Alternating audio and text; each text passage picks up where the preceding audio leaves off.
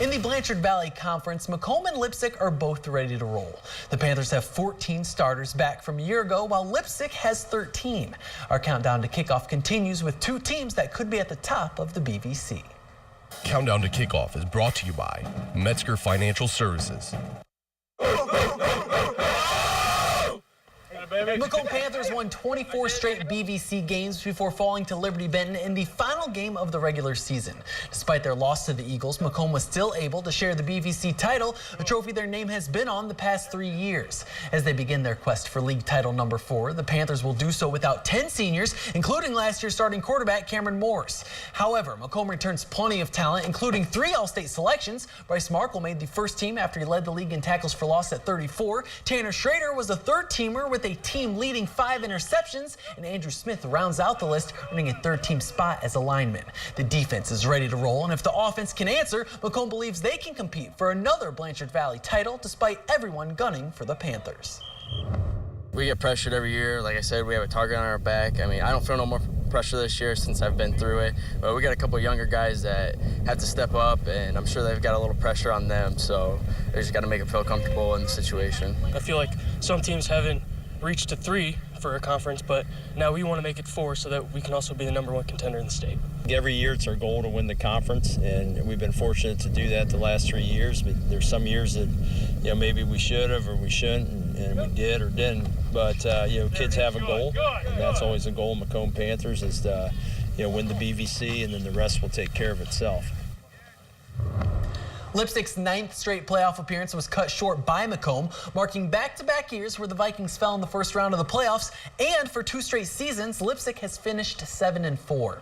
This year, the Vikings look to return to Week 11 ball once again, but will have to do so without 14 seniors gone to graduation. However, Dylan Schrader returns for his 4th year at quarterback, along with 12 other starters, including his top target, Cole Riemann. Coach Kirkendall and his Vikings are ready to make the jump and improve from a 7-4 record and compete for their first BVC title since 2011. BVC title is definitely the #1 expectation first, and then hopefully making playoffs and going from there. From an experience standpoint, this is the most experienced team we've had for quite a while, and many of them are 2- and 3-year starters. We expect good things. We want to get back to being to compete for the league title.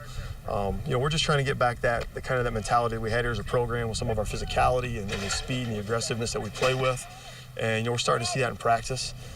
We get some good leadership from the veteran guys who feel fairly comfortable with stuff. That's always nice to have, and then just kind of keep working. And from there, it's just seeing how quickly can we get to being the type of football team we want to be. As we await the high school football season to begin, tennis is underway. Wapak hosting their invitational. Starting in the semifinals of Group A, it's LCC versus Ashland. Maddie Brinkman puts it down the line for the point. Her and teammate Anna Janowski advance to the final 6-2, 6-3. They'd meet the winner of Wapakoneta and Shawnee, Madison Snyder, with the underhand return. Out of Shawnee's reach for the Redskins' point, but Shawnee fires right back with Sanjana Rajasekaran, stuffing one at the net. Her and Katie Clark move on to the finals, winning 0-6, 6-4, 10-8. In that match, they face LCC. T-Bird showing off early as Brinkman makes the return at the net for the point. Shawnee hanging tight, though. Clark splits the LCC duo with a shot toward the baseline. Clark and Rajasekaran go on to take the crown by a score of 6-3, 7-6. Shawnee also takes the overall team title this afternoon. In the singles bracket, Olivia Kesner playing in the championship match. Here, she puts some power on that ball to get the point. Kesner wins the individual title, 6-3, 6-1. LCC claims second as a team. It's time to take a quick timeout here on Your News Now Sports. After the break, we see Bob Stolley's dream come true as the St. Rose grad loosens his cannon at Comerica. Stay tuned. Welcome back. For any baseball lover, taking the field for the team you cheered for as a child is a dream come true. Our Jack McGuire caught up with St. Rose grad Bob Stolley, who received the opportunity of a lifetime thanks to the love of his family and his love of the Detroit Tigers. Lima resident Bob Stolley grew up loving the Detroit Tigers.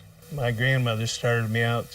She always had the Tigers on. She was a Tigers fan, and as a child, would always, when I go over there, she'd have the radio on, and I became attached to the Tigers. For such a dedicated fan, there can be an endless sea of gifts and memorabilia to collect. However, his daughter-in-law, Kelly, decided to take it up a notch. With the help of the rest of the family, they were able to win an auction at the Detroit Zoo, granting a ceremonial first pitch at the Tigers-Twins game on August 10th.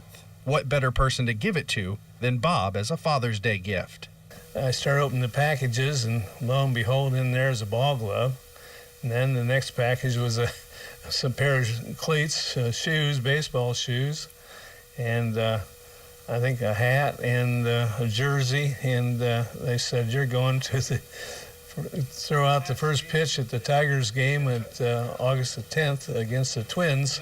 Taking the mound in Comerica Park for the opportunity of a lifetime allowed Stolly to look back at his fondest memories of the baseball team he loves so much. I thought back before we did that about all the ball games I've seen throughout the years and listened to on radio, and to step out onto that field was really something. Of course, that puts a little pressure on the arm getting loosened up to throw, and I did get it up to the plate, but it could have been better, but we'll take what we get. In Lima, Jack McGuire, your News Now Sports.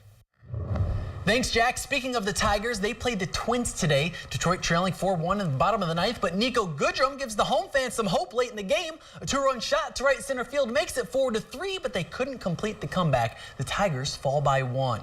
It just so happens the Indians also lost by a run, but that was yesterday against the White Sox. Today was a different story. Jose Ramirez cranks his 34th home run of the season, tying the franchise record for most home runs by a switch hitter. The Indians take the ball game 3-1.